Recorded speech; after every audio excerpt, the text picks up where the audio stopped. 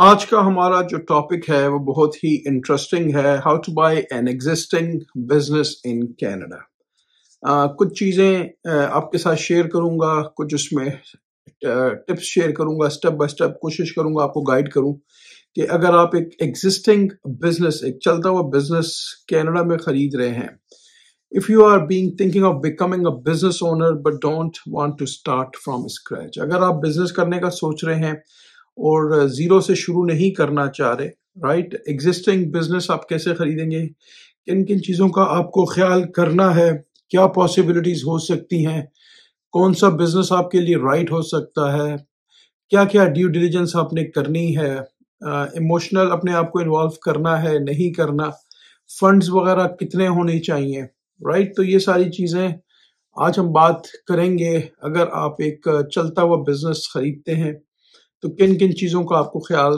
करना बहुत ज़रूरी है। वीडियो बहुत ही इंपॉर्टेंट है, प्लीज़ इसको वॉच करें, मैक्सिमम टू मैक्सिमम शेयर करें।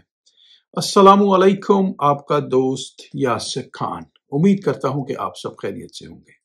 जैसा कि आप जानते हैं, मैं टोरंटो और सराउंडिंग्स में फुल टाइम रियल एस्टेट में हूं with many years in business in Toronto and surroundings real estate market. कोई भी कंसर्न क्वेश्चन है, अगर आप एक बड़ी अपॉर्चुनिटी बिजनेस की ढूंढ रहे हैं, ऑटो स्क्रैप यार्ड मेरे पास आ रहा है वेरी सून, अल्हम्दुलिल्लाह एक्सक्लूसिव लिस्टिंग आ रही है उसकी, लेकिन उसकी price range give and take $13 million है।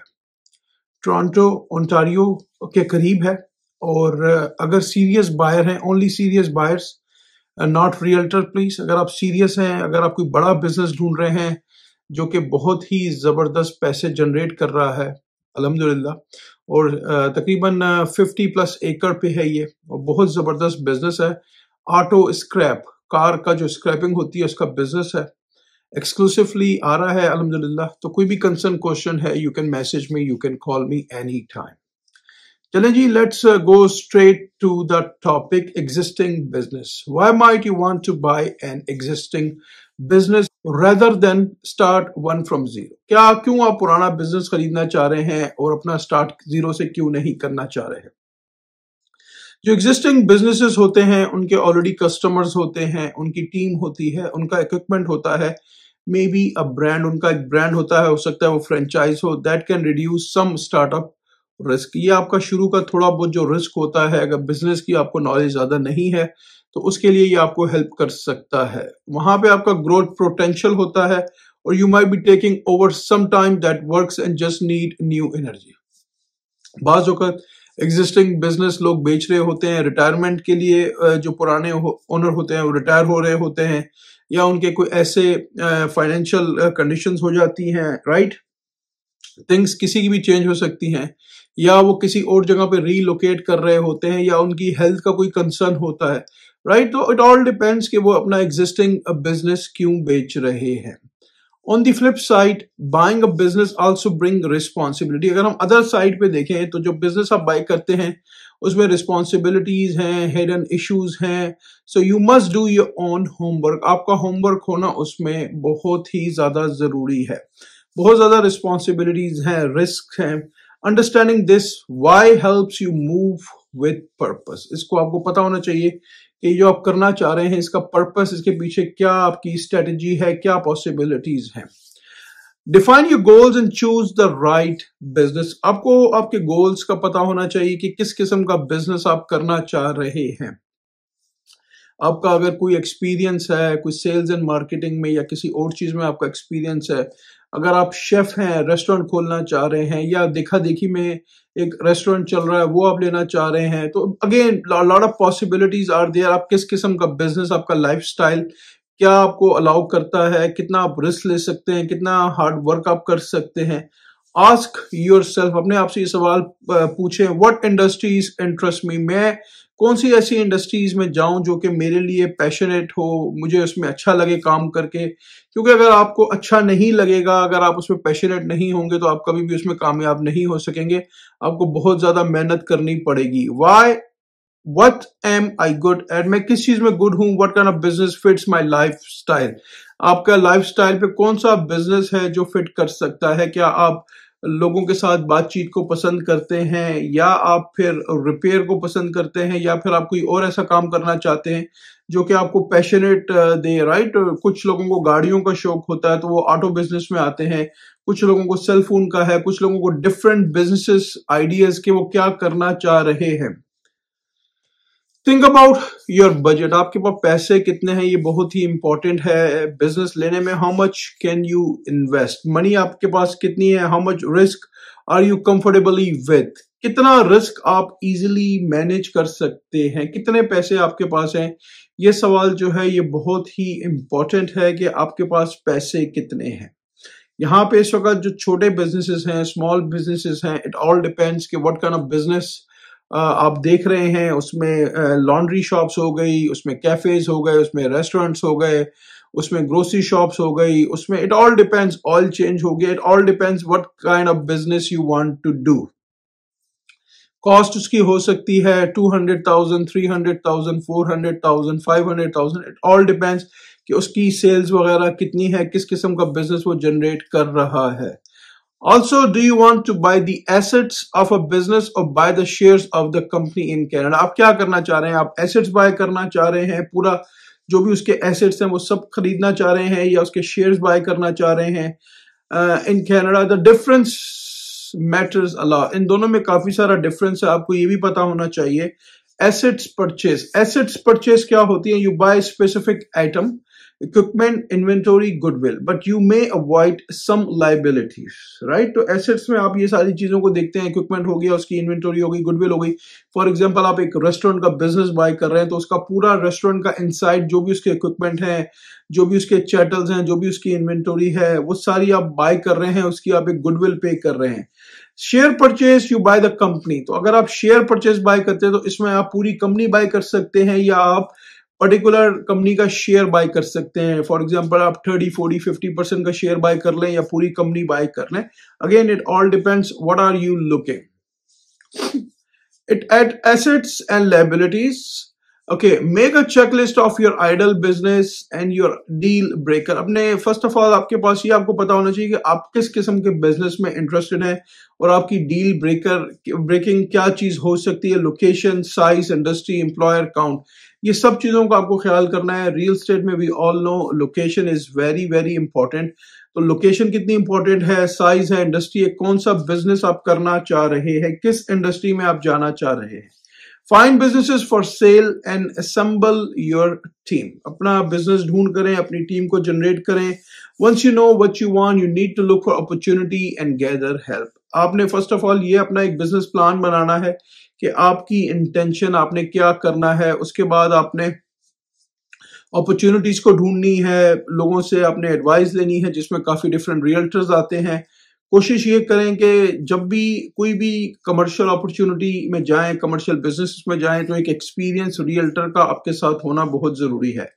यहाँ पे हर आदमी को कमर्शियल रियल एस्टेट की नॉलेज नहीं है। Commercial real estate is different than residential real estate. License एक ही है, एक्सपर्टीज बहुत डिफरेंट है, उनमें बहुत डिफरेंट टर्म्स एंड कंडीशंस हैं, बहुत एक्स्ट्रा कंडीशंस डाली जाती हैं, बहुत ड्यू डिलिजेंस की जाती है, बहुत सारी चीजों का चेक किया जाता है।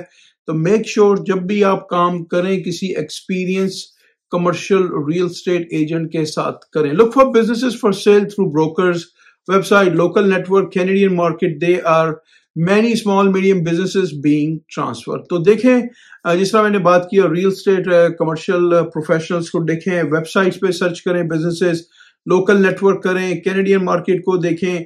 काफी सारे बिजनेस जो हैं वो ट्रांसफर्स होते रहते हैं।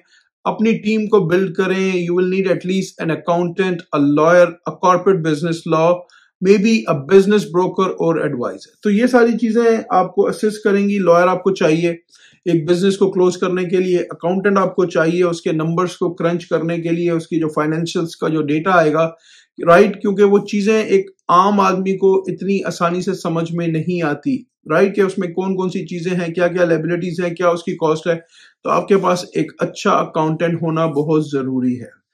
अप्रोच सेलर्स केयरफुली, जब भी आप नेगोशिएट करें तो सेलर के साथ you have to be very careful, उनके साथ आपने अप्रोच करना है। बहुत ही चीजों को आपने ड्यू डिलिजेंस करना है। You may need to sign a confidential agreement.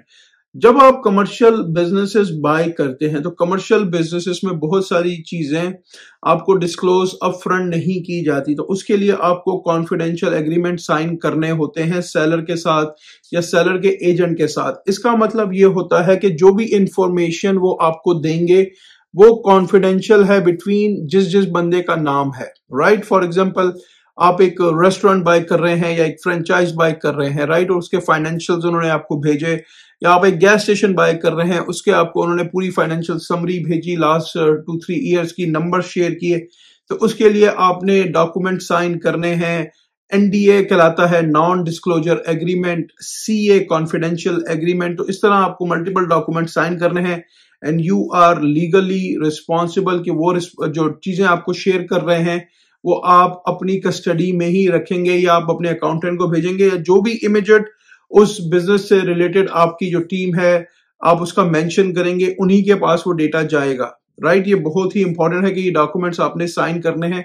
आपको पता होना चाहिए कि कौन कौन से डॉक्यूमेंट्स आपने साइन करने हैं। तो इसके लिए always always always hire a professional commercial real estate agent who can assist you properly. Keep in mind, just because a business is for sale doesn't mean it's right for you. अपने ज़हन में ये बात जरूर रखें कि अगर एक बिजनेस सेल के लिए है तो हो सकता है वो बिजनेस आपके लिए ना हो। मल्टीपल बिजनेस को एक्सप्लोर करें, अपॉर्चुनिटीज को देखें, किसका रेंट कितना है, किस किस्म का बिजनेस है, एम्प्लॉयर कितने हैं, राइट, ओवरहेड क्या है, बहुत सारी चीजें इसमें चेक की जाती हैं। एवेल्यूएट, तो अपने गोल्स को देखें, अपनी पूरी चीजों को उस पर स्टडी करें।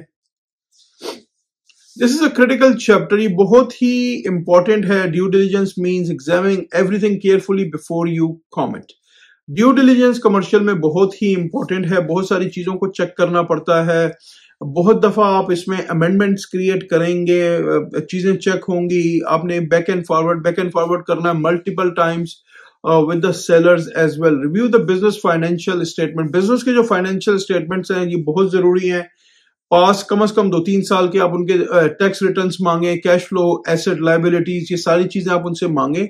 इसीलिए आपके साथ एक एक्सपीरियंस, एक नॉलेजेबल रियल्टर का होना बहुत जरूरी है। Check contracts, leases, suppliers agreement, customer contracts, employment agreement बहुत ही इंपॉर्टेंट है कि कोई उस पर लीन तो नहीं डली हुई, कोई उसके ऊपर कोई रेंटल आइटम्स तो नहीं है, उसकी लीज में क्या लिखा हुआ है, कोई डेमोलेशन की क्लॉज है नहीं है, सप्लायर्स एग्रीमेंट, उनके सप्लायर्स के साथ एग्रीमेंट्स वगैरह क्या है, कस्टमर कॉन्ट्रैक्ट्स वगैरह क्या है, एम्प्लॉयमेंट, उनके पास जो स्टाफ काम कर रहा है वो कितने अरसे से है, उनकी क्या वो है रिस्पॉन्सिबिलिटीज है, are they any hidden liabilities, उसकी कोई और हिडन लायबिलिटीज तो नहीं है, कोई एक्स्ट्रा चार्ज वगैरह तो नहीं है, legal and regulatory issues, are there lawsuit, ये सारी चीजें भी आपने चेक कर रहे हैं, किसी किस्म का कोई लीगल इश्यूज तो नहीं है, और license and permit valid. For example, अगर उसमें कोई लाइसेंसिंग इन्वॉल्व है, अगर रेस्टोरेंट है तो उसका प्रॉपर हेल्थ हुआ हुआ है, सेफ्टी उसकी हुई हुई है, किसी किस्म का सिटी का उसका कोई इशू तो नहीं है। इज द बिजनेस कंप्लेंट, उसमें किसी की किस्म कंप्लेंट वगैरह तो बिजनेस में नहीं है। Value the business, what is the fair market price,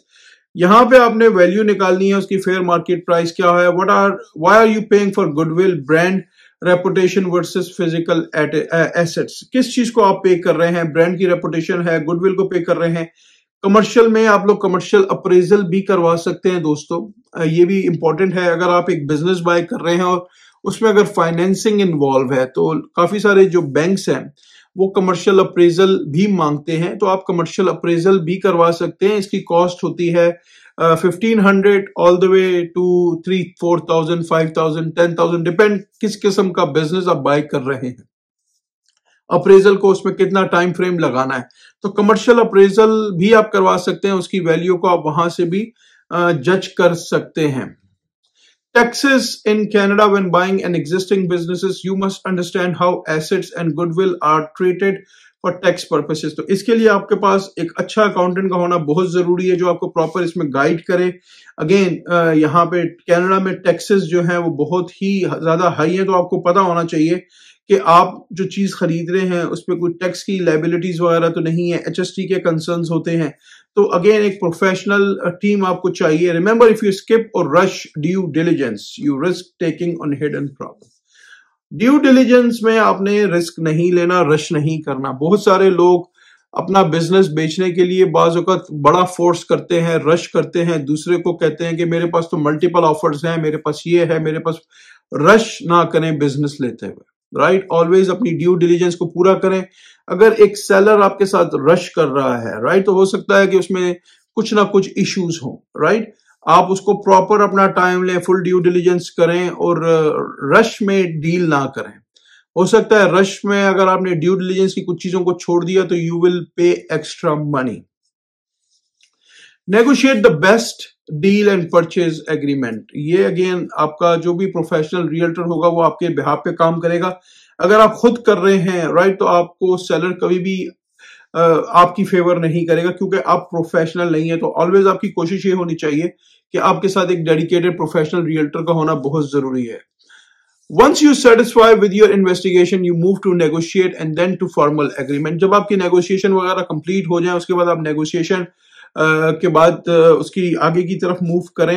You may send a letter of intent. Letter of intent होता है जी, आप और seller के बीच में sign होता है to the seller which outlines basic terms, price, how to deal with proceed due diligence period। तो due diligence period में आप लेटर ऑफ इंटेंट देते हैं कि भाई हमारी इंटेंशन है इस बिजनेस को बाय करने की, ये सारी टर्म्स एंड कंडीशंस है। Negotiate price, payment terms, what you get, what you don't get, assets versus liabilities. ये बहुत ही इंपॉर्टेंट है, आपको सब पता होना चाहिए।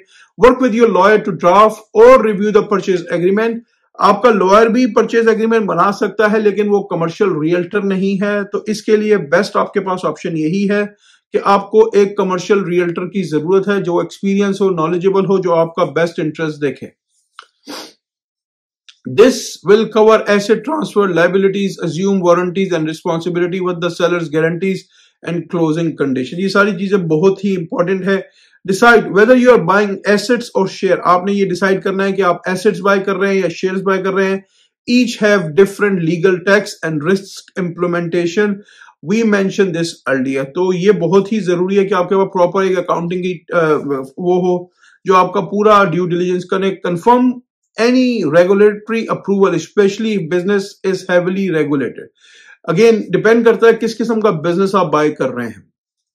बहुत सारे बिजनेसेस में बाज़ औक़ात आपको एनवायरमेंटल 1, एनवायरमेंटल 2 कराना होता है। डिपेंड करता है आप किसी गैस स्टेशन के बिजनेस में जा रहे हैं या आप किसी ऐसे वेयर हाउस को परचेज कर रहे हैं, राइट, जहां पे मेटल का या कोई और काम है या इन्वायरमेंटल का कोई कंसर्न है, तो उसमें डिफरेंट इन्वायरमेंटल्स आपको कराने होते हैं। 1 है, 2 है, इसकी कॉस्ट वगैरह होती है। Secure financing and prepare for closing. जब आपने हर चीज को कर लिया उसके बाद अपनी फाइनेंसिंग वगैरह को भी देख लें कि अगर आपने 100% कैश पे बाय नहीं करना तो आपके पास फाइनेंसिंग के ऑप्शन क्या है। ये भी बहुत जरूरी है कि आपके पास अपना कम से कम 20-30% होना चाहिए। इट ऑल डिपेंड्स किस किस्म का बिजनेस आप बाय कर रहे हैं। कुछ बिजनेसेस में आपको मोर देन 40-45% डाउन पे करना पड़ता है, कुछ बिजनेसेस में आपको लेस करना पड़ता है। It all depends what kind of business you are buying.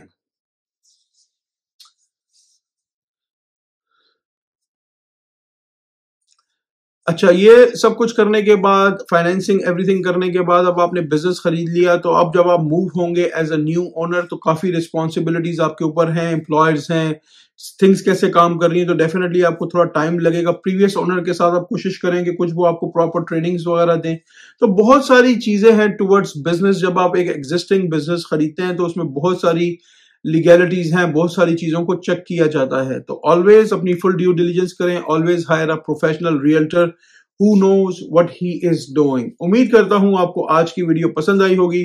अगर अभी तक आपने चैनल को लाइक या सब्सक्राइब नहीं किया, इसको प्लीज लाइक करें, सब्सक्राइब करें, शेयर करें, इससे मुझे मोटिवेशन मिलेगी।